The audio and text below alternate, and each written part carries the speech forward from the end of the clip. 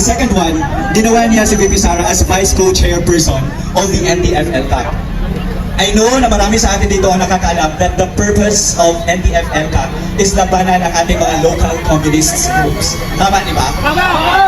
Now, on top of that, si VP Sara din, siya ang president ng Association of Southeast Asian Nations Education Council, the CIMEO. Siya ang president.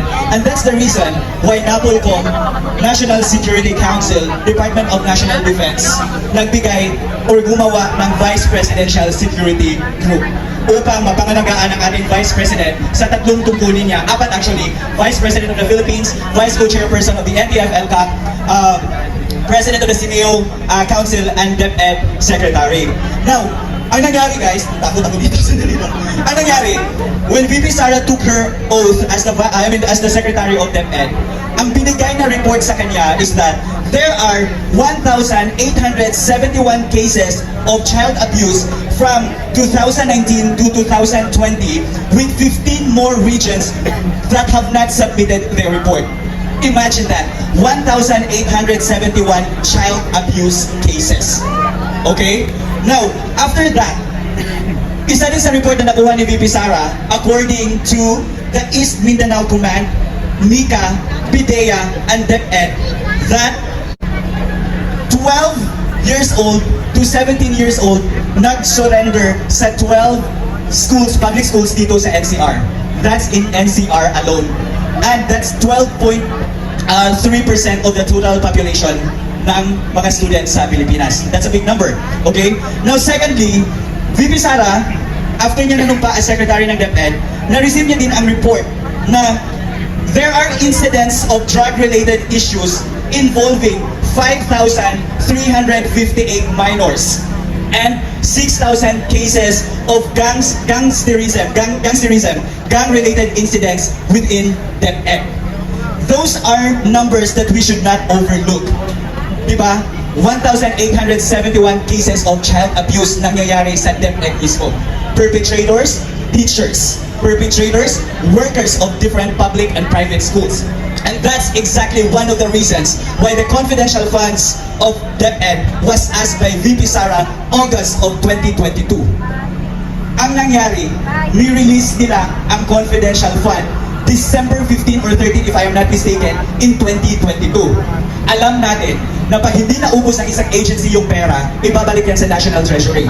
But the projects and programs of DepEd have been implemented as early as August of 2022. And that means, tinira nila si VP Sara intentionally of the confidential fund kasi wala silang magamit against her. That's the fact. Okay? Now, they also targeted the confidential funds of the Office of the Vice President. Alam nyo ba na aside from the socio-economic programs of the OVP, VP Sara is trying to leverage the Peace 911 as one of the landmark programs of the OVP. If you are from Davao, if you are from Mindanao, yung Peace 911 po, yan po ang reason bakit naging insurgency-free ang Davao City. Wala kaming LPA sa Davao City because of that project, Peace 911. Now, in order to implement the projects and programs of the OVP as well as the other socio-economic programs, kailangan yan ng surveillance. Kailangan yan na may mga tao na nakakapagsasabi kung sino yung mga tao na nanggugulo sa lugar kung saan tinatayo ang mga satellite offices.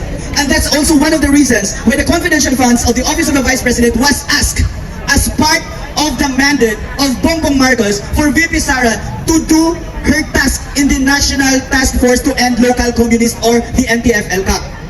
Anong ginawa? Nirelease ang pera December of 2022 na kung saan 15 days na lang gagastusin ng OVP. And because of that, because the programs and projects of DepEd and OVP have already been implemented as early as August of 2022, na kaya nilang gastusin ang 125 million in just 11 days. Ito yung facts na hindi binabalita ng mainstream media. Why? Because ang focus ng mainstream media is to malign the image of the Vice President of the Philippines. The directive is, sa bawat report nila, dapat may nakaangklang family name na Duterte. Why? Because it would encompass everyone. It would malign the reputation of President Duterte, Digong. It would tarnish the reputation of VP Sara as the Vice President, and it would also include Pulong, Paulo Duterte, and Baste Duterte. So, the moment na ginagamit nila ang family name na Duterte sa media, the more it would be written as part of the history. So that's part of their demolition job. That's why as a writer, pinapaintindi ko sa inyo na you should not believe on everything you read and see on social in mainstream media. Why? Because there are directives in place that they did just to demolish the Dutertes. Diba? Duterte! Duterte! Duterte! Duterte! Duterte! Duterte! Alright, so last point. Yung confidential funds, bago yung issues lahat, bago nag-meeting si Tambaluslos at ang Makabayan Bloc, ang sabi ng COA, the Office of the Vice President and DepEd, they have been complying to the requirements indicated on COA, on the Joint Circular 2015. Ang sabi, sinasubmit ng OVP yung mga lacking documents. If they are able to send out AOM or Audit Observation Memorandum to DepEd and OVP, that's because they want the OVP to comply to the lacking requirements. So ang ginawa ni VP Sara, kinukomply niya. Halimbawa, nagsasabi yung COA, hey, wala kayong documentation sa event na ito or yung mga gastos dito, may nakulang na documentation. It did not satisfy the requirements that we impose on that certain project or program. Ang ginagawa ng OVP, they comply. Sinasabit nila. Pero ano ang directive? Dapat gumawa ng AOM or Audit Observation Memorandum ang COA para siraan nila mismo si VP Sara na ang pera sa confidential fund ay na-corrupt. Eh hindi pa nga tapos ang audit. VP Sara still has until February of 2025 to comply with the requirements set by COA para mawala yung audit yung mga documents na hinahanap nila sa AOMs nila ay mawala. And that means to say, the moment the OVP and DepEd comply to those requirements na hinahanap ng COA, makli-clear si VP Sara sa confidential funds allegations against her. So kaya ngayon, minadali, di ba? That's the term. Parang na-finance track nila yung confidential fund para more issues ang lalabas. So ngayon, ginawa na lang issue ang Mary Grace Piatos, yung Nova and everything. But in fact, that should be answered by the security sector. So ginagamit lang nila yan because wala na silang other arguments to bring VP Sara down.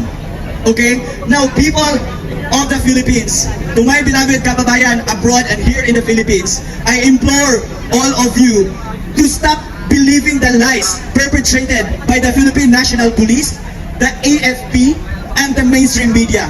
There are facts, information that don't make it on the news. There are conversations, there are negotiations that don't make it online. And that means to say that we should be more vigilant in weighing things out so that we would be able to fight for the causes that we've all been advocating for. And that's the point of all these activities that we are doing. Dapat, what's be vigilant ba in Tagalog? Dapat maging mapagmatsyag tayo. Huwag maniwala. Pag naglalabas ng mga information yung mainstream media, huwag din siyang maniwala. Because I myself is from the media. I know exactly that we have to frame news. We have to angle news for readership. We have to frame and angle news for us to be able to gain more readers and gain more clout. But right now, there is already a big gap between the mainstream media and the social media. Ngayon, mas natatalo natin ang mainstream media. Kaya kayong lahat ng mga vloggers, writers na nandito, huwag kayong matakot. Civilian supremacy. We are more powerful than our uniformed personnel. Ito lang ang masasabi ko sa inyo. Let's continue support VP Sara and let's continue to prove to the Bangag administration that at the end of the day, it's the majority of the people na dapat masunod. Okay? Now, yan naman po ang aking speech for tonight and thank you for the opportunity. We are doing all these things. Ginagawa